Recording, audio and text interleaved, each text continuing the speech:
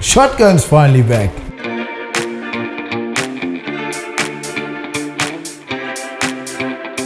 So last time we were here, we welded Shotgun's frame. Gonna hit the road, gonna hit the road. Rolled it over to repair the chassis. Architecture unfamiliar, I could get used to this. Bought a broken engine, bought another engine, Green, stick around and you'll see what I mean. flipped it back onto its wheels, sent it off for rubber and paint. I'm dreaming of, if you need me, you'll know where I'll be. I'll be riding shotgun underneath the hot sun, feeling like someone.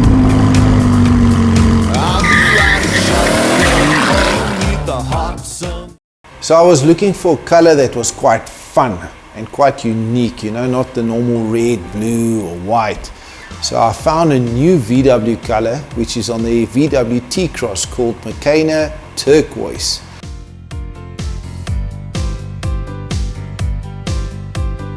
So we were fortunate enough to have two sets of running gear for this VW Syncro. One set was on the bus that we sent off for spray painting, and the other set we had prepped about a month ago. So off camera, we stripped off all the old running gear and replaced it with a freshly painted running gear. So I was like a little child in a candy store, and I fitted the pedals, I fitted most of the braking system. I just couldn't wait to see what the bus would look like. So I fitted the windscreen wiper mechanism and the heater box, but when I tested the heater box, I noticed that Mr. Mousy Mouse ate some of our wires. So I threw that heater box out, I bought a new one, installed it, and it works 100%. I know I'm contradicting myself here a little bit with an open beach buggy and a heater box on the inside, but you know what? Us South Africans, we love our creature comforts. Okay, so I'm busy sanding the front frame. Put the front diff in, I'll put oil in now as well, and I'm busy with the actuator at this point in time to engage the diff lock. So I noticed with this bus that we didn't have any power steering, so it was quite a challenge to get all the power steering pipes through, simply because the microbus doesn't have a front diff, but the Syncro does have a front diff, so I had to bend some of the power steering pipes quite carefully to get them over the diff and get them hooked up to the power steering rack.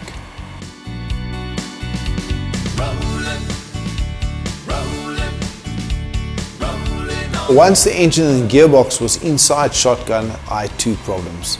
The first problem was there wasn't enough space between the throttle body and the tank, the fuel tank, to fit the air intake pipe. So I had to manufacture my own box and then add a pipe onto it and reroute it to the top of the engine bay.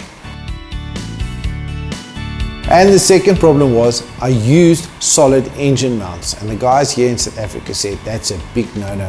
Harry, you need to use hydraulic engine mounts. And I went off and I bought myself hydraulic mounts that came from an Audi 1.8 TT, and I had to modify my engine moustache bar. I had to drop it about 30mm to compensate for this modification. Today's been a great day so far. Why? Because I received my ECU. It's a Petronix ECU, Petronix Orion 2, fully programmable ECU. Comes in a little box like this. The guys from Petronix already put a preset map on here for us so that we can get this Audi engine going. We also had a wheel made. This is your crank wheel.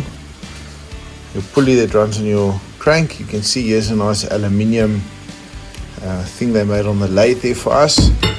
And also the teeth. You can see there's the starting point. And then that's where my sensor should go. So that's 6 teeth back. 1, 2, 3, 4, 5, and 6. Should I not be able to mount the sensor on this side, and then I will just subtract it from the 0 starting point.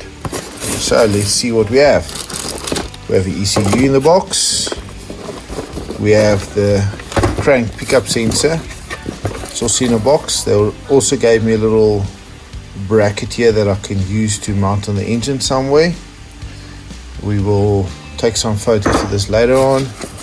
There's a magnetic sensor. So I'm holding everything in the hand. Yeah, this magnetic sensor actually looks like the new VW style sensor. So that will probably go in that position and that will pick up the timing. So you don't use a distributor. And then you have your looms. Your looms. That'll probably, this is your sensor looms. And then you have your power looms for your to power up your ECU and your fuel pump, etc, etc. Here's your map sensor that you connect up, and there's a little pipe that goes to the intake to sort that out. All Spitronics. And they were so kind, they actually printed out the wiring diagrams for us. So each loom like this is wiring 24 wiring diagram, and then you actually go to the plug and you see that says E33, so that's not that page.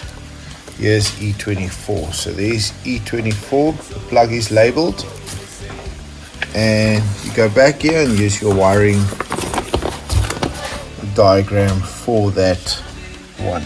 So being the person I am and being so excited about something, I wired the bus with the minimal sensors just to swing it, get it started, and hear the sound of that beautiful V6. Whew, what a day and what a night. We had a bit of playing here with this engine just to get it to start, and the main thing is you need to have your piston at TDC, you need to have both valves closed, you need to have fuel, and you need to have fire, and then you continue with that sequence. And with this engine, cylinder number 3 is where your TDC is. That's your timing mark, number 3, not number 1. Let's see if this thing starts.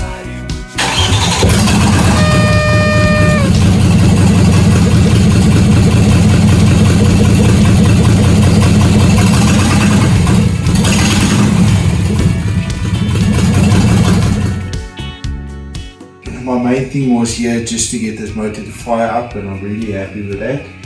And the rest of it's going to be downhill, so yes! Hi guys, if you like this video, please subscribe to our channel and give us a thumbs up, or hit the notification bell and follow us on Shotgun's journey. I'll be riding